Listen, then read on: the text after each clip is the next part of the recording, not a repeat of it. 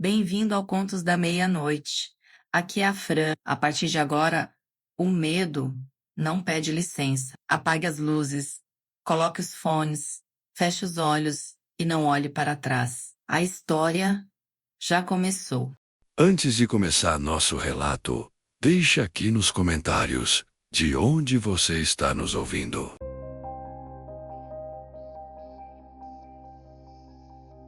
O hospital havia sido desativado em 1993, depois de um incêndio que destruiu o ala leste e matou 3 funcionários durante um turno noturno.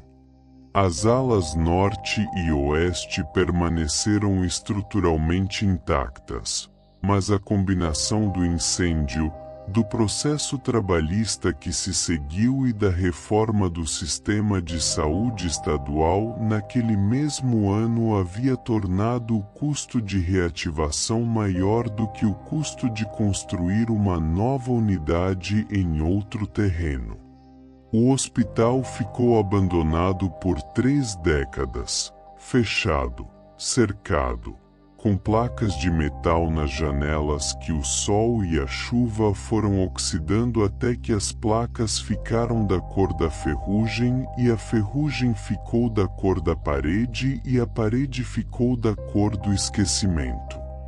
Valentina Soares tinha 26 anos e um canal no YouTube com 180 mil inscritos dedicado a explorações de locais abandonados. O chamado Urbex, a exploração urbana, que havia ganhado popularidade suficiente para que jovens com câmeras boas e nervos relativamente controlados conseguissem construir carreiras modestas documentando o interior de fábricas desativadas, mansões abandonadas, hospitais fechados, e tudo mais que a civilização havia deixado para trás sem o cortejo digno de uma demolição. Valentina era boa nisso, tinha presença de câmera, narrava bem, e tinha aquela qualidade específica de não dramatizar artificialmente o que já era dramático por natureza. O Hospital Regional São Judas Tadeu, no interior do Rio Grande do Norte, havia sido sugerido por um inscrito que havia crescido naquela cidade e que conhecia o histórico do lugar. Valentina pesquisou, encontrou fotografias do exterior em grupos de urbex, confirmou que havia uma entrada não selada no lado norte, uma janela de serviço cujas placas de metal haviam sido retiradas por alguém antes dela, e planejou a visita para um fim de semana de setembro, com câmera de alta sensibilidade, iluminação LED portátil e microfone direcional. Havia aprendido, em 3 anos de explorações, que hospitais abandonados têm uma atmosfera diferente de outros locais, não necessariamente mais assustadora, mas mais pesada. Era uma questão de função original. Aqueles espaços foram construídos para abrigar sofrimento, e o sofrimento humano intenso parece deixar uma impressão nas superfícies, uma densidade no ar, que não é sobrenatural. Era como Valentina havia definido sua filosofia pessoal do Urbex em um vídeo que havia feito um ano antes. Mas é psicológica. É real enquanto experiência mesmo que não seja real no sentido ontológico que os caçadores de fantasmas gostariam que fosse. Entrou pelo Hospital São Judas Tadeu às 14 horas de um sábado, com luz do dia abundante, bem equipada, com o celular com sinal e bateria completa. Era profissional. Sabia o que estava fazendo. As primeiras 2 horas foram o material padrão de um bom vídeo de urbex. O corredor de entrada com o linóleo descolado e ondulado como casca de árvore. As maçãs enferrujadas nos corredores que ninguém havia levado embora porque eram pesadas e não valiam o esforço do roubo. As salas de internação com as camas de ferro cobertas de poeira e os resíduos de colchões consumidos por fungos e insetos ao longo de 30 anos, os prontuários médicos espalhados pelo chão, folhas soltas, pastas abertas. A privacidade de pacientes mortos décadas atrás revelada pelo acaso do abandono. Valentina filmava com a voz calma e descritiva que havia desenvolvido, narrando o que via com aquele cuidado de não inventar nada além do que estava lá.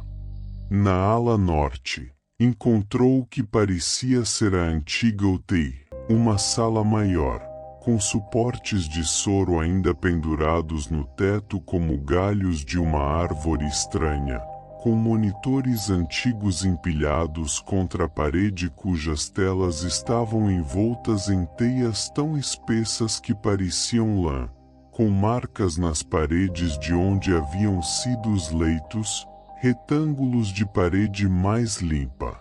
Fantasmas geométricos da presença de camas. No fundo da UTI, havia uma porta. Valentina havia visto muitas portas em locais abandonados. Havia aprendido a avaliá-las antes de abri-las. Condição da madeira, risco de colapso, o que havia do outro lado segundo o mapa que havia estudado antes de entrar. Esta porta era diferente das outras do hospital de um modo que ela registrou na câmera sem comentar imediatamente, deixando para a edição, enquanto todas as outras portas do hospital estavam em algum estado de deterioração. Pinturas descascadas, dobradiças enferrujadas, madeiras inchadas pela umidade. Esta porta estava limpa. Não apenas relativamente limpa, absolutamente limpa, com a tinta branca sem mancha, as dobradiças cromadas sem oxidação, a maçaneta de metal brilhante como se houvesse sido instalada recentemente. Valentina filmou a porta por um longo tempo, do distante e do próximo, documentando o contraste com o ambiente ao redor. Então disse para a câmera: "Vou abrir. Vamos ver o que tem do outro lado." A maçaneta girou suavemente. A porta abriu sem resistência, sem ranger, com o silêncio suave de uma dobradiça bem lubrificada. Do outro lado havia um corredor comprido, com iluminação funcionando, lâmpadas fluorescentes no teto que zumbiam com aquele zumbido de baixa frequência que as fluorescentes produzem, iluminando o corredor com aquela luz branca e levemente esverdeada que é a luz específica dos corredores de hospital. O corredor estava limpo. O linóleo estava intacto. As paredes estavam pintadas de branco fresco. Havia portas nos dois lados do corredor, numeradas sequencialmente, e ao fundo, a uns 50 metros, outra porta, também branca, também limpa, também com uma maçaneta cromada. Valentina ficou parada no umbral por um tempo. Gravou.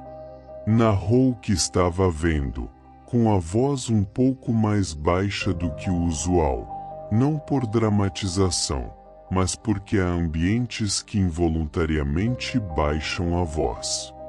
Então entrou no corredor. As portas numeradas estavam fechadas. Ela testou algumas, fechadas à chave, sem ceder. Eram portas de quartos, com aquelas visorinhas de vidro quadradas embutidas na parte superior que os quartos de UTI têm e que permitem ver o interior sem entrar. Valentina se aproximou do primeiro visor e olhou. O quarto estava ocupado. Havia uma cama hospitalar com grades laterais erguidas, e na cama havia um paciente, uma figura humana coberta até o queixo por um lençol branco, com a cabeça sobre um travesseiro, imóvel. Valentina ficou olhando, com o coração acelerado, mas ainda em modo de avaliação.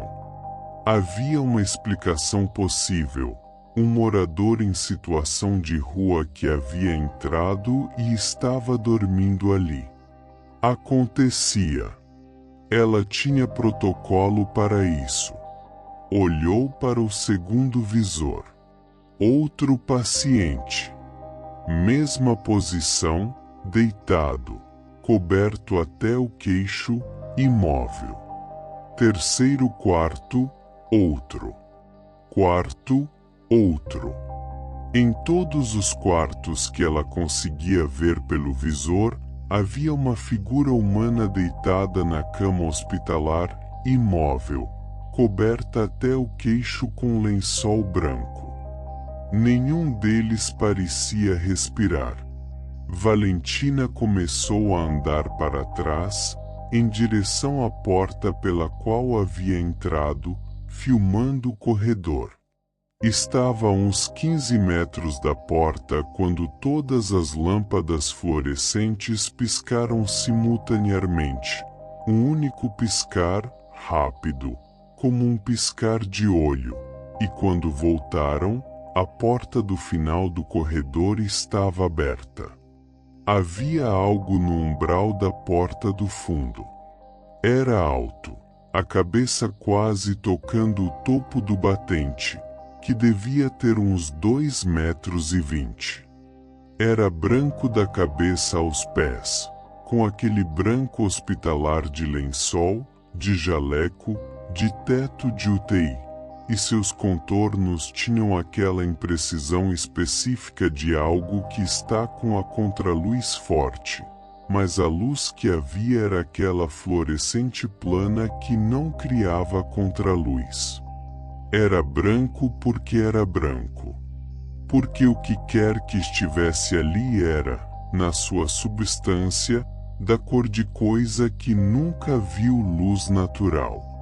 Estava olhando para Valentina. Ela não viu olhos, não viu rosto.